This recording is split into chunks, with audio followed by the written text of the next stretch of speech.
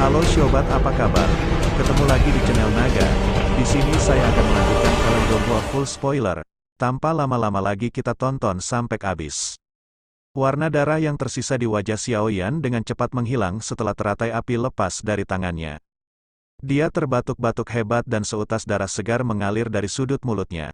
Mengingat kekuatannya saat ini, dia menjadi sangat lemah setelah menggabungkan apa yang disebut pemusnahan api teratai. Meskipun dia berhasil menggabungkannya secara paksa, hal itu juga menimbulkan reaksi balik yang cukup besar darinya. Jika dia tidak begitu akrab dengan api, kemungkinan besar kehidupan pertama yang diambil oleh teratai api pemusnahan ini adalah miliknya. Xiaoyan dengan cepat mengeluarkan beberapa pil obat dari cincin penyimpanannya dan memasukkannya ke dalam mulutnya. Hanya setelah merasakan kekuatan obat yang menyebar dengan cepat di dalam tubuhnya barulah dia menghela nafas lega. Pandangannya langsung terfokus pada teratai api warna-warni yang melayang di udara. Teratai api berwarna-warni diam-diam melintasi langit. Tidak ada aktivitas lain selain garis retakan spasial panjang di belakangnya. Namun, keheningan inilah yang menyebabkan wajah Old Ground Demon Ghost menjadi mati rasa. Dia jelas memahami bahwa dia mungkin benar-benar akan terbunuh oleh tangan pemuda ini, yang kekuatannya hanya setara dengan Dou Huang bintang 4. Hantu setan tanah lama tidak berani meremehkan apapun pada saat kritis ini. Dia menghirup udara dalam-dalam dan ekspresinya tiba-tiba menjadi merah padam. Seseorang dapat mendengar gelombang suara mendesis ketika seseorang melihat udara hitam dan dingin yang tak terhitung jumlahnya menyembur keluar dari pori-pori tubuh pembuatnya ke segala arah. Terlebih lagi, udara dingin berwarna hitam sedikit bercampur dengan warna kemerahan cerah. Kemerahan samar inilah yang menyebabkan udara dingin yang hitam pekat menjadi semakin gelap dan dingin. Darah dingin musim dingin, teriakan menyeramkan keluar dengan suara serak dari mulut hantu setan tanah tua. Setelah teriakan itu, udara dingin yang hitam pekat dengan cepat membengkak. Dalam sekejap mata, itu berubah menjadi awan hitam dingin yang ukurannya lebih dari 100 kaki. Sosok Old Ground Demon Ghost benar-benar terbungkus di dalamnya. Awan dingin baru saja muncul ketika suhu ruangan ini tiba-tiba berubah menjadi sedingin es. Banyak kristal es kecil tiba-tiba jatuh dari langit dengan cara yang aneh. Jika ada orang yang memiliki indera tajam, orang tersebut akan menemukan bahwa kristal es tersebut sebenarnya terbentuk dari uap air yang terkandung di udara. Tidak disangka bahwa awan hantu iblis tanah tua yang berwarna hitam dan dingin ternyata memiliki suhu yang sangat rendah. Suhu rendah menyebar seperti riak seperti kilat. Dalam sekejap, hampir separuh akademi dalam tertutup lapisan es tipis. Semua siswa akhirnya menggigil karena es. Selain itu, beberapa orang yang lebih jeli secara mengejutkan menemukan bahwa bahkan Doqi di dalam tubuh mereka menunjukkan tanda-tanda pembentukan es di bawah udara dingin yang aneh ini.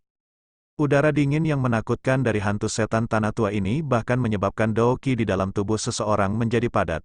Dia memang layak menjadi Douzong bintang 7. Taktik seperti itu sungguh menakutkan. Lupakan siswa yang dianggap tidak terlalu kuat. Bahkan wajah beberapa tetua ahli dari lembah api iblis dan akademi dalam telah berubah menjadi agak hijau pada saat ini. Kristal es di rambut mereka berkedip-kedip, mereka mengatupkan gigi mereka dengan keras dan menggerakkan Doqi di dalam tubuh mereka untuk menahan udara dingin yang menakutkan ini.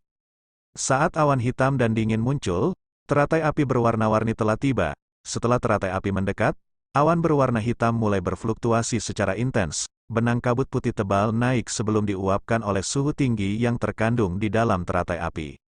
Dengan mendekatnya teratai api, suhu tinggi akhirnya menahan sebagian besar suhu sedingin es. Baru pada saat itulah banyak siswa dari akademi dalam merasa lebih baik. Segera, mereka mengangkat kepala dan melebarkan mata. Garis pandang mereka mengalir ke langit seperti meteorit sebelum bertabrakan dengan teratai api berwarna-warni di dalam awan hitam besar. Teratai api membelah udara di depan banyak mata. Akhirnya, itu seperti sebuah meteorit yang membawa suara lembut puci, saat ia dengan tenang meluncur ke dalam awan berwarna hitam yang menembus langit. Teratai api yang mengandung energi destruktif mengalir ke awan. Namun, saat semua orang menunggu ledakan besar yang menggetarkan jiwa, awan dingin berubah menjadi keheningan yang aneh, bahkan permukaan luar awan dingin tidak menunjukkan riak sedikit pun. Adegan konyol ini langsung membuat semua orang tercengang. Mereka saling berpandangan satu sama lain. Tepat ketika mereka mengira teratai api yang menakutkan telah sepenuhnya dibekukan oleh awan dingin. Wajah Sukian di langit tiba-tiba berubah. Teriakannya yang tergesa-gesa, namun tetap keras, bergema di langit akademi dalam.